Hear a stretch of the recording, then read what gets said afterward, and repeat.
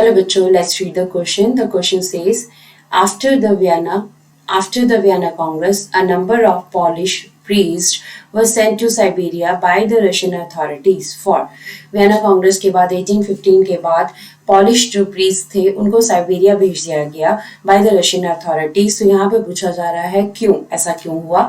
सो हमारे पास ऑप्शंस हैं। ऑप्शन एक कहता है not preaching in Russian language, Russian language में प्रीच ना करने के लिए, मतलब उनके जो सरमन्स थे उनको रशियन लैंग्वेज जो है वो यूज नहीं कर रहे थे वहाँ के पॉलिश प्रीस्ट। सो सेकेंड जो है हमारे पास bringing religious reform in Siberia, religious reforms ला रहे थे वो साइबेरिया में, इस वजह से। Third one is opposing the constitution reforms की जो प्रीस्ट थे वो क्या कर रहे थे, कॉन्स्टिट्यूशन रिफॉर्म्स का अपोज कर रहे थे। फोर्थ है हमारे पास जो डी ऑप्शन कह रहा है कि होल्डिंग द सीक्रेट मीटिंग्स, वो सीक्रेट मीटिंग्स जो है वो हेल्ड कर रहे थे। तो हमारे पास चार ऑप्शन दिए हैं। अब हमने इनमें से सिलेक्ट करना है कि इनमें से कौन सा मेन रीजन था जिसकी वजह से साइबेरिया भेजे गए थे पॉलिश प्रीस्ट। तो की कॉन्सेप्ट की हम बात करते हैं। After the Vienna Congress in 1815, the area of Poland was occupied by Russia. ठीक है, 1815 में जब वियना कांग्रेस हुई तो फिर क्या हुआ, पोलैंड का जो एरिया था वो रशिया को दे दिया गया। After the occupation, Russia tried to impose Russian language everywhere and the Polish language was forced out from schools. अब जब रशिया ने कैप्चर कर लिया पोलैंड के एरिया को तो उसने क्या किया, उसने हर जगह के ऊपर स्कूल्स में हर जगह के ऊपर जो है रशियन लैंग्वेज को इम्पोज कर दिया और बाकी सब जगह से जो है पॉलिश लैंग्वेज को वहां से एक्सक्लूड कर दिया गया, निकाल दिया गया। When an armed rebellion against the Russia was crushed in 1831, अब पॉलिश जो लोग थे, पोलैंड के जो लोग थे, उन्होंने क्या किया, एक आर्म्ड रेबलियन जो है वो कोशिश की 1831 में एक रेबलियन करने की, एक क्रांति करने की। बट क्या हुआ कि उस रेबलियन को, उस रिवॉल्ट को जो है रशिया ने क्रश कर दिया।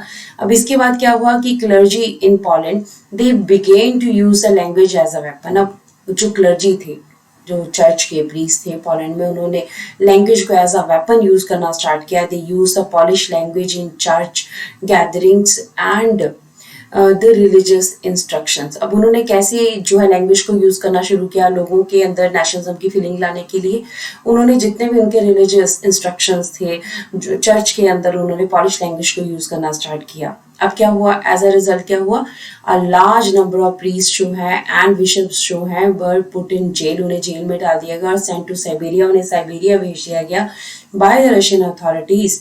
क्यों?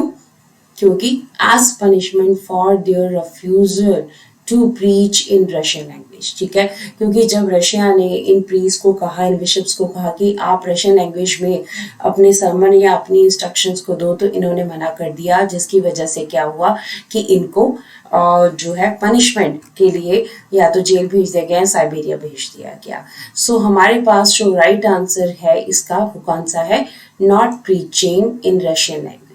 ठीक है, so this is our exact answer. Option number A जो है हमारे पास यहाँ का राइट आंसर है इस क्वेश्चन का।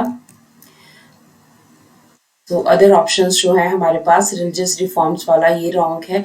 कॉन्स्टिट्यूशन रिफॉर्म्स को कोई जो है अपोज नहीं कर रहा था, ना ही कोई सीक्रेट मीटिंग रख रहा था। हमारे पास सिर्फ एक ही ऑप्शन जो है that is correct, not preaching in Russian language. That's why they were sent to Siberia or they were sent to the jail.